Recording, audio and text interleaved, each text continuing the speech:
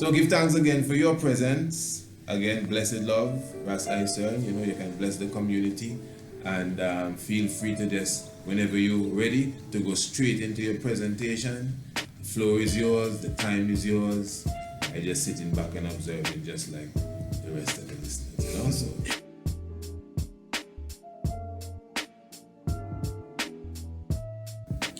The Rastafari situation. And I say Rastafari situation because I'm an Rasta, right? And when I'm an as Rasta, put up my hand and say the Bible is mythology, it has implication in people's mind. Because this one Rasta say this. How the Rasta go say this? When the Rasta using the same Bible historically as biology for point 2, Haile Selassie being a descendant of King David and King Solomon. How this Rasta can say that, you see? It can become an issue when clearly the traditional teaching is to the contrary. The traditional teaching and view on the scripture is that it is history. As a matter of fact, the Western civilization is built on that book as the basis for human history. That's why they have a story about the first 2 human beings. You understand? So, the issue are pretty much a Rasta issue. Because I'm as a Rastafari, you would come forward, seeing the Bible as history. And then, in recent time now, coming on to deeper knowledge, deeper spiritual / religious knowledge, and getting a better appreciation and understanding of what the scripture really about now. You know, I'm really forced to come out and bring this thing to one's knowledge, because I think it is a matter of spiritual importance.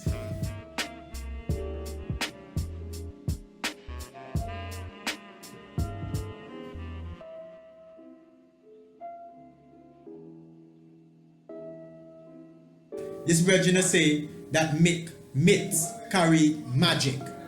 And whenever you interpret that as biography, meaning whenever we are going to make claim, for example, based on the mythical stories, that people now are biological descendant of people in these mythical stories, we're using wrong application. That's what he's saying in actuality. Remember, he is supposed to be descended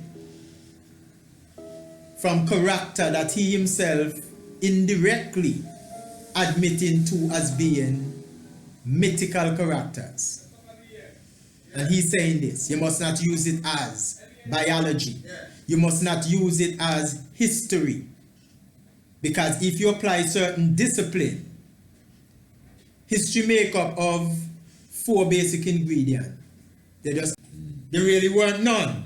So what happened in the 15th century, for example, when they create the subject of history, is that they mythologically, probably with some evidence where they can gather from anthropological findings and other stuff like that, they put mythological stories together to represent a past, a history of the past, for lay a foundation for human being, for your psychology, for go forward.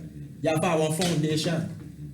You understand where I come from? So that's how the man do this thing. So you're talking in the 15th century, and then a man will write history and tell you about what happened in 5,000-6,000 BC. And here get elaborate story, almost can break them down chronologically, bring it to your modern time. Who was keeping the record for this guy to put this together? For cover these criteria? You see what I say? Yeah, you, of course. So, of course. What they do now, and this is going to be an example of what these humanists used to do. Because this is showing how they create genealogy for the royal families and them of some of these royalties. 2 of them then get reference here in Europe, right? Honestly, my apology people, really need to go and search for the name for pinpoint exactly what country these 2 individuals come from. You understand? I believe one of them are Greek, but we'll see now. It says here now, creating mythic genealogies that stretched back to antiquity was fashionable during Rushlin's lifetime, which you're talking about the 15 plus. 1450 coming up into the 1500s, up into them time, a Rushlin time.